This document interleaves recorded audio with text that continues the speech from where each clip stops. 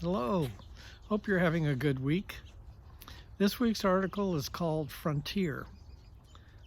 The frontier, amazingly close to my college dormitory at the University of Colorado Boulder, was a little like standing on a beach while gazing across the ocean. The campus was civilization at its finest. The mountains right next door were equally primitive. I had fallen in with a crowd of mountaineers led by David Nelson.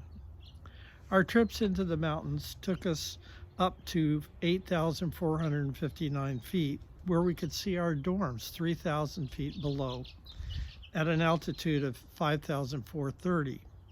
That didn't make it any less an adventure. Each step found us ascending with less oxygen. In the summer, we free climbed the Flatiron Rock cliffs, or we were assisted in our efforts with ropes and pitons.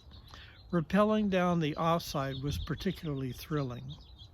I've made this sound easy when in fact it was quite dangerous. My second year we lost floor climbers whose careless techniques cost them their lives. One fell only 10 feet, another plummeted 200. A winter hike almost killed David. We were struggling through knee-deep fresh snow as we chatted. The air was crisp and dead quiet when David suddenly quit talking in mid-sentence. I turned to see why, but he was gone, vanished. Backtracking, I found he had fallen through the layer of ice below the powder. Digging quickly, I was able to get him some fresh air and free up his arms. Working together, he was extracted from the cave-in.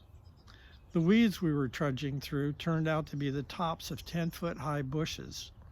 Our lack of immediate local intel would have taken David had he been solo.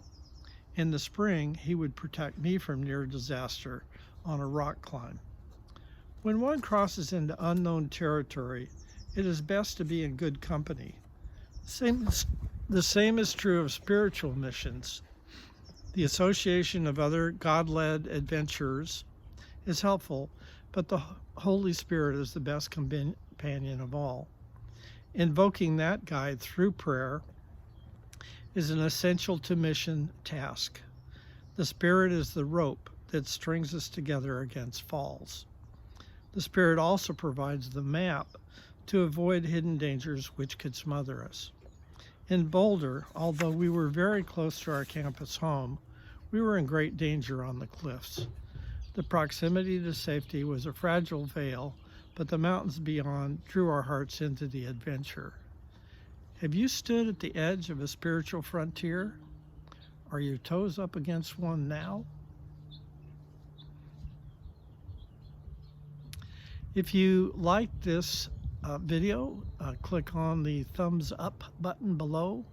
And if you would like to see more, click on the subscribe picture of me to the right. Have a great week.